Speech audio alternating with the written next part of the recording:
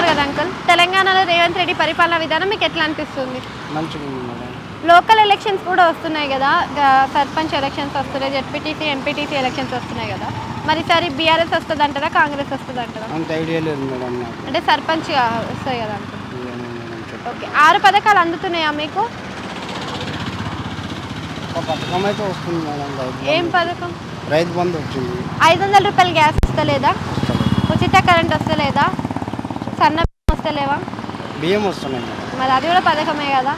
Okay, అయితే సన్న బియ్యం సన్నగానే ఉన్నాయా లేకపోతే దొడ్డు లేకపోతే మంచిగా ఉన్నాయి సున్నం? మేడం. బియ్యం మంచిగా ఉన్నాయి. మంచిగా ఉన్నాయి.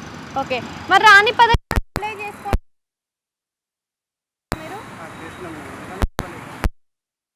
రేవంత్ రెడ్డి ఒక మాట చెప్పిండు, 1 కోటి మంది మహిళలను కోటీశ్వర్లను చేస్తా అని చెప్పి, మరి కోటీశ్వర్లు అయ్యిండ్రా మీ ఇంట్లో మహిళలు?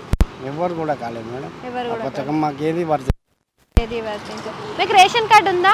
ఉంది madam. Okay, so ration card ఉన్న వాళ్ళకి వచ్చే నెల నుంచి 2500 ఆడవారికి వేస్తాను అంటున్నాడు, మరి అకౌంట్ ఓపెన్ చేసిండ్రా మీరు? అకౌంట్ ఉంది మేడం, నాది ఉంది. మీ ఆడవాళ్ళకు ఉండాలి. తెరుస్తాం మేడం.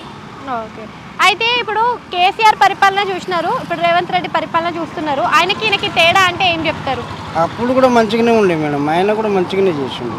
కానీ ఆయన ఫ్రీ బియ్యం కానీ ఫ్రీ కరెంట్ కానీ అవి ఇవ్వలేడు కదా. ఫ్రీ కరెంట్ ఇవ్వలేదు కానీ మంచిగానే ఉంది పరిపాలన, ఆయనది కూడా బాగా చేసిండు. Thank you.